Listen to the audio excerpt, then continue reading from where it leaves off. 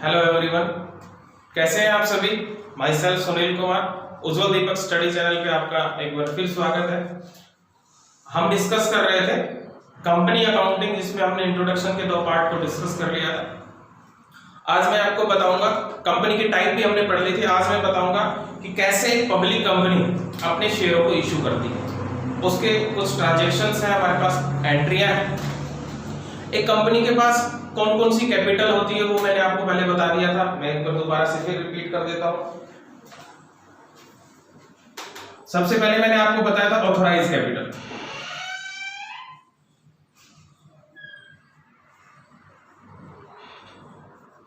Second मैंने आपको बताया था इशूड कैपिटल।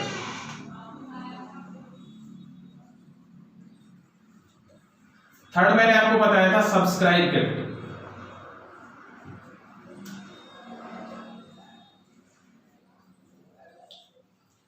फोर्थ मैंने आपको बताया था कॉल्ड अप कैपिटल।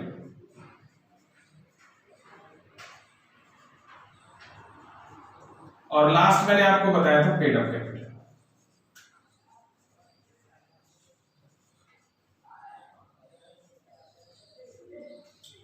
ये मैंने आपको बताए थे काइंड्स ऑफ कैपिटल में, कि कैपिटल के कौन कौन से वो होते हैं, टाइप्स होते हैं, काइंड्स होते हैं, प्रकार होते हैं। Authorise capital, issued capital, subscribe capital और कॉल्ड अप कैपिटल और पेड अप कैपिटल।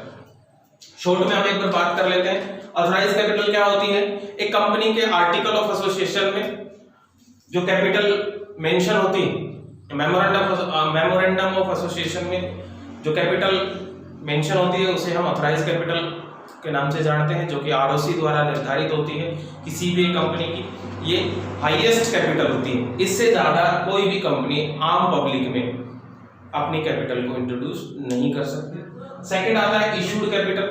हमने आम पब्लिक को अपने कैपिटल के लिए खरीदने के लिए कितने इन्विटेशन दिए हैं, कितनी कैपिटल इशू की है, वो हमारी इशूड कैपिटल कहलाती है। लेकिन ध्यान रहे कि हमारी इशूड कैपिटल कभी भी ऑथराइज कैपिटल से अधिक नहीं हो सकती। नेक्स्ट आता है हमारे पास सब्सक्राइब कैपिटल।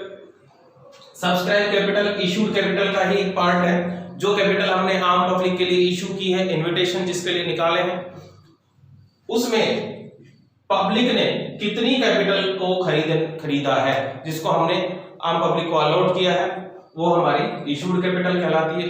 सब्सक्राइब कैपिटल कहलाती है।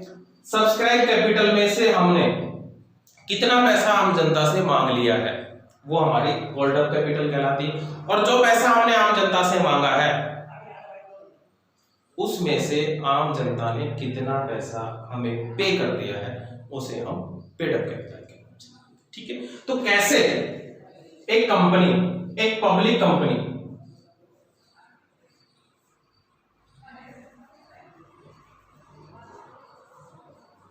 अपने शेयरों को इशू करती है, उसकी जर्नल एंट्री मैं आपको बताऊंगा आज यहाँ पे। तो आइए हम डिस्कस करते हैं कि कैसे एक पब्लिक कंपनी अपने अंशों को, आम जनता को, अपने शेयरों को इशू करती है, जारी करती है। देखिए कैसे एक पब्लिक कंपनी आम जनता में अपने अंशों को इशू करती है। सबसे पहले कंपनी आम जनता को एप्लीकेशन के लिए इनविटेशन देती है, इनवाइट करती है। ठीक है, जो इनवाइट करती है उसे हम आईपीओ के नाम से जानते हैं। फुल फॉर्म है इसका इनिशियल पब्लिक ऑफर। आईपीओ निकालती है एक कंपनी, जिसमें शेयरों को इशू किया जाता है, उसे आईपीओ के नाम से जानते हैं, इनिशियल पब्लिक ऑफर। आम जनता को एक इनिशियल पब्लिक ऑफर निकाला जाता है कि भाई आप आइए और हमारी कंपनी के शेयर खरीदिए। क्या होता है, मैंने आपको कैपिटल के बारे में बताया था कि किसी भी पब्लिक कंपनी की जो कैपिटल होती है, वो बहुत सारे छोटे छोटे टुकड़ों में बटी हुई होती है। प्रत्येक टुकड़े को हम अंश के नाम से जानते हैं, शेयर के नाम से जानते हैं। ठीक है, अब कैसे डिस्ट्रीब्यूट होती है? मान लीजिए सपोज करो किसी कंपनी की कैपिटल जो है वो 1 करोड़ रुपया है। कितना रुपया है? 1 करोड़। तो इसको कैसे डिस्ट्रीब्यूट करेंगे? छोटे छोटे टुकड़ों में कर दिया हमने। क्योंकि पब्लिक कंपनी का हमने डिस्कस किया था कि एक पब्लिक कंपनी में कम से कम 7 सदस्य होते हैं अकॉर्डिंग टू कंपनी एक्ट 2013। लेकिन कम से कम तो 7 होते हैं, लेकिन मैक्सिमम की कोई लिमिट नहीं, मैक्सिमम नो लिमिट। ओके, तो उसमें हमने बताया था कि जैसे मान लीजिए मेमोरेंडम ऑफ एसोसिएशन में ऑथराइज कैपिटल हमारी 1 करोड़ होगी, इसको हमें छोटे छोटे टुकड़ों में बांटना है, क्योंकि कोई भी व्यक्ति इतना सक्षम नहीं है आम जनता में कि वो 1 करोड़ रुपए सीधा एक कंपनी में इन्वेस्ट कर सके। हमने क्या किया, इस कैपिटल को छोटे हिस्सों में बांट लिया। जैसे 100 रुपए का एक टुकड़ा कर लिया हमने, इसके 1 लाख टुकड़े कर लिए, या 10 रुपए का एक टुकड़ा कर लिया, हमने इसके 1 लाख टुकड़े कर लिए। अगर 1 लाख टुकड़े हो गए तो एक टुकड़े की कीमत कितनी होगी भाई? 100 रुपए। ठीक है, तो मेरी कैपिटल कितनी होगी? 1 करोड़। 100 रुपए का एक टुकड़ा, टोटल कितने टुकड़े हो गए? 1 लाख। इस तरह से कंपनी अपनी कैपिटल को आम जनता में डिस्ट्रीब्यूट करती है। जब इनको आम जनता में डिस्ट्रीब्यूट करती है तो कंपनी आम जनता से पूरा पैसा एक साथ नहीं मांगती है, इस 100 रुपए को टुकड़ों में मांगती है। कैसे इश्यू करती है? मान लीजिए जैसे कंपनी ने आईपीओ निकाला, इनिशियल पब्लिक ऑफर निकाला कि भाई आप आइए हमारे शेयर खरीदिए, तो उसमें क्या होता है, साफ मेंशन होता है, एक प्रोस्पेक्टस जारी करती है कंपनी, एक परिविवरण जारी करती है जिसमें लिखा होता है कि हमने 10,000 शेयर, कुछ भी हो सकते हैं, 10,000 या 1 लाख, जितने भी शेयर हैं, 100 रुपए का एक आईपीओ निकाला है प्रोस्पेक्टस में। प्रोस्पेक्टस क्या होता है? एक हिंदी में इसको परिविवरण के नाम से जानते हैं, जिसमें कंपनी की पूरी जानकारी होती है। कंपनी का नाम क्या है, कंपनी में कौन कौन डायरेक्टर हैं, कंपनी का नेचर ऑफ बिजनेस क्या है, कंपनी का मुख्य कार्यालय कहाँ पे है, कंपनी कहाँ कहाँ पे डील करती है, कंपनी के ब्रांचेज ऑफिस कहाँ है, कंपनी की किस प्रोडक्ट में डील करती है, क्या प्रोडक्ट है, कंपनी का स्पॉन्सर कौन है, ये सारी चीजें, कंपनी की एसेट्स क्या है, कंपनी की लायबिलिटीज क्या है, कंपनी कितना प्रॉफिट कमा रही है, वो पूरी डिटेल होती है प्रोस्पेक्टस में। ठीक है, तो इसमें क्या होता है, कंपनी जब आम जनता से एप्लीकेशन लेती है, 4 फॉर्म में लेती है। सबसे पहले कुछ पैसा, इस 100 रुपए को टुकड़ों में लेती है, एक साथ ही 100 रुपए को नहीं लेती है, टुकड़ों में लेती है। मान लीजिए जैसे सपोज करिए हमने 4 टुकड़ों में लेती है। सबसे पहले एप्लीकेशन के टाइम पे, इस टाइम पे लेती है, एप्लीकेशन के टाइम पे, on the time of application कुछ पैसा कंपनी एप्लीकेशन पे मांग लेती है अपनी मर्जी से। कोई भी मैं अज्यूम कर लेता हूं जैसे 30 रुपए, टोटल कंपनी ने 100 रुपए लेने हैं, 30 रुपए एप्लीकेशन पे मांग ली। सेकंड, एप्लीकेशन के टाइम पे देखो किसी को नहीं पता होता है, जनरली जैसे हम बात करूं मैं कि जैसे मान लो गवर्नमेंट की कोई जॉब निकलती है तो सबसे पहले क्या किया जाता है, एप्लीकेशन लगाए जाते हैं। लेकिन जिस दिन मैं एप्लीकेशन लगाता हूं उस दिन श्योर तो नहीं हो जाता कि भाई मुझे गवर्नमेंट जॉब मिलेगी कि नहीं मिलेगी। क्यों? क्योंकि मुझे कुछ टेस्ट फाइट करने पड़ेंगे, कुछ एग्जाम देने पड़ेंगे, उसके बाद कुछ और फॉर्मेलिटीज पूरी करनी पड़ेगी, उसके बाद फाइनली होता है कि मुझे जॉब मिलेगा। उसी तरीके से जब कंपनी अपने अंशों को आम जनता को जारी करती है तो सबसे पहले एक एप्लीकेशन इन्विटेशन एप्लीकेशन निकालती, एप्लीकेशन के साथ कुछ पैसा लेती है। लेकिन उस एप्लीकेशन के टाइम पे किसी भी व्यक्ति को यह नहीं पता होता है कि कंपनी उसको शेयर अलॉट करेगी या नहीं करेगी। क्यों? क्योंकि जैसे मान लीजिए सपोज करो कंपनी ने 1 लाख अंशों के लिए आम जनता को इन्विटेशन दिया है, तो ये जरूरी नहीं है कि अंश खरीदने के लिए 1 लाख के एप्लीकेशन आए। एप्लीकेशन ज्यादा भी आ सकते हैं, जैसे 1,20,000 अंशों को खरीदने के लिए एप्लीकेशन आ रहे, और एप्लीकेशन कम भी आ सकते हैं।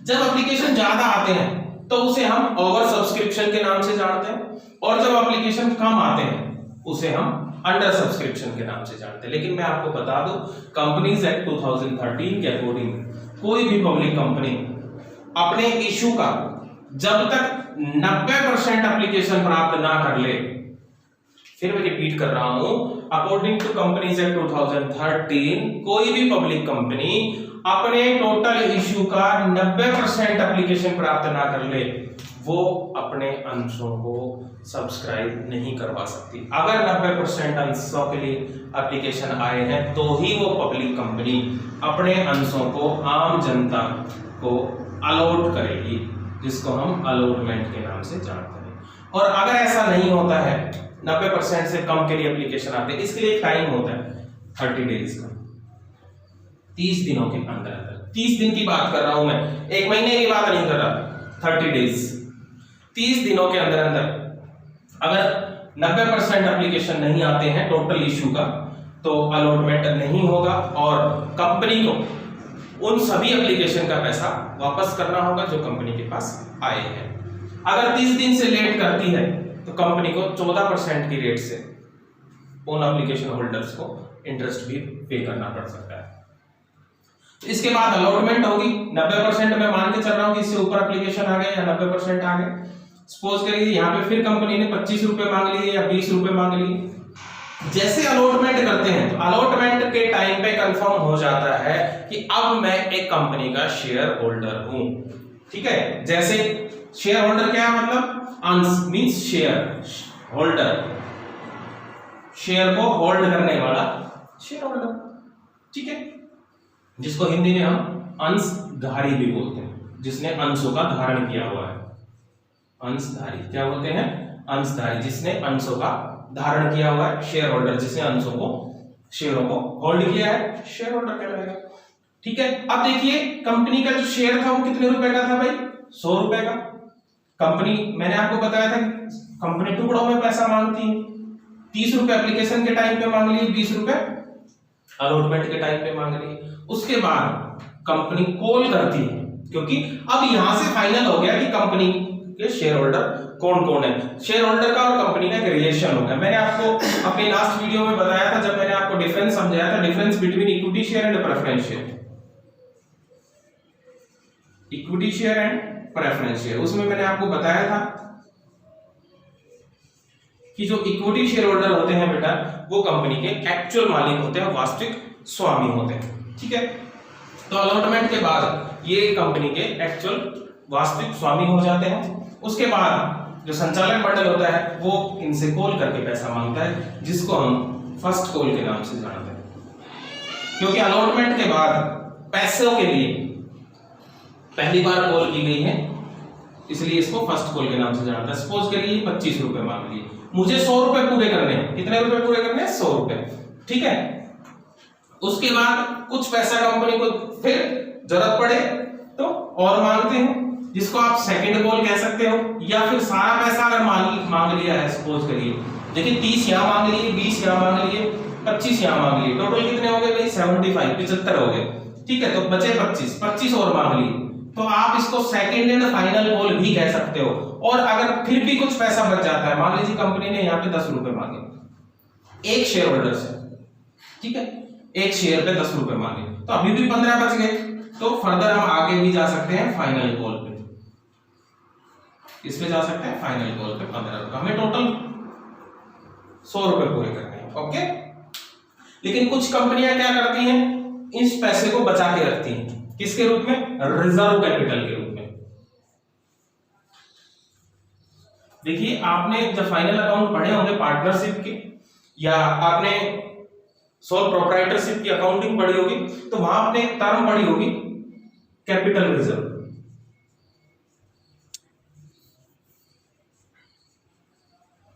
और मैं आपको बता रहा हूं रिजर्व कैपिटल। ये दोनों अलग अलग है। शकल से, चेहरे से आपको लग रहा है कि ये दोनों एक है, बस इनकी जगह चेंज की हुई है, लेकिन नहीं, ये दोनों अलग अलग। रिजर्व कैपिटल मतलब कैपिटल को रिजर्व किया हुआ है, और ये है कैपिटल रिजर्व मतलब रिजर्व कैपिटल पूंजीगत है प्रॉफिट। ऐसा प्रॉफिट, इसकी बात कर रहा हूं मैं, ऐसा प्रॉफिट जो हमने लंबे समय के लिए रखा हुआ है उसे हम कैपिटल रिजर्व के नाम से जानते हैं। जो पूंजीगत खर्चों के लिए रखा हुआ है, पूंजीगत खर्चों में काम आएगा, जैसे फर्नीचर खरीदने में, इन इमरजेंसी में। ठीक है, और रिजर्व कैपिटल होती है जब कंपनी अपनी पूंजी का कुछ ऐसा भाग जो बचा के रखती है, जो कंपनी ने अभी तक नहीं मांगा है, उसे हम रिजर्व कैपिटल के नाम से जानते हैं। तो ये हमारे पास एक फॉर्मेट होता है जिसमें कंपनी अपना पैसा मांग सकती है। ठीक है, कंपनी अपना पैसा 3 फॉर्मेट में मांग सकती है, जैसे एट पार 100 रुपए के शेयर के 100 रुपए ही मांग ले। एट प्रीमियम, अगर कंपनी की गुडविल अच्छी है तो 100 रुपए के 110 मांग सकती है, जिसमें 10 रुपए क्या होगा, कंपनी का प्रीमियम हो गया, और एक आता है एट डिस्काउंट,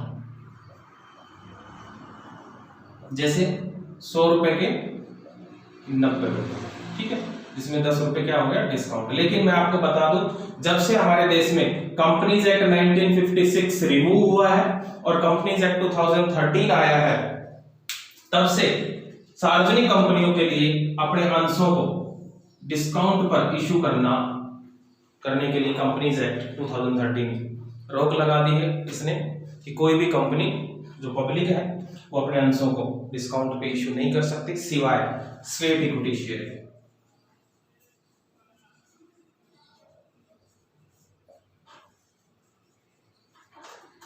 तो ये हमारे पास एक फॉर्मेट है कि किस तरह से कंपनी अपने अंशों को इशू करती है, कौन कौन से तरीके से कर सकती है, एट पार कर सकती है, एट प्रीमियम कर सकती है, डिस्काउंट कर सकती है। लेकिन मैंने आपको बताया कि कोई भी कंपनी एक्ट 2013 के बाद अपने अंशों को डिस्काउंट पे इशू नहीं कर सकती है, केवल स्वेट इक्विटी शेयर को छोड़कर।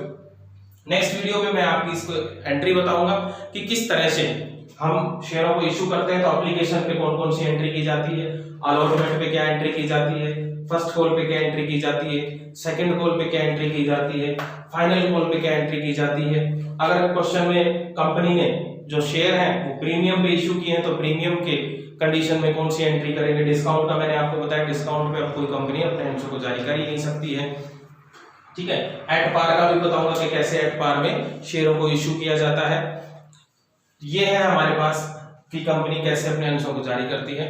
तो अगर आपको ये मेरी वीडियो अच्छी लगी है तो प्लीज हमारे चैनल को लाइक कीजिए, ज्यादा से ज्यादा शेयर कीजिए, सब्सक्राइब कीजिए और बेल आइकन को दबाइए, ताकि जब नेक्स्ट वीडियो हम पोस्ट करें तो आपको हमारी नोटिफिकेशन तुरंत मिल जाए और आप अपनी पढ़ाई को बिना किसी बाधा के, बिना किसी रुकावट के कंटिन्यू कर सकें। मेरी जितनी भी वीडियो है सारी एक दूसरे बेस है, क्योंकि अकाउंट का आप भी समझते हो कि अकाउंट की जो वीडियो है वो सारी एक दूसरे के बेस होती है। तो सभी वीडियो के डिस्क्रिप्शन में प्रीवियस वीडियो का लिंक मैं डाला हुआ है, मैंने सभी वीडियो के डिस्क्रिप्शन में प्रीवियस वीडियो के लिंक डाले हुए हैं। तो आप प्लीज, आपने अगर वो प्रीवियस वीडियो नहीं देखी है तो डिस्क्रिप्शन में जाके उन वीडियो को आप जरूर देखें, ताकि आप अपनी पढ़ाई को कंटिन्यू रख सकें। Thank you.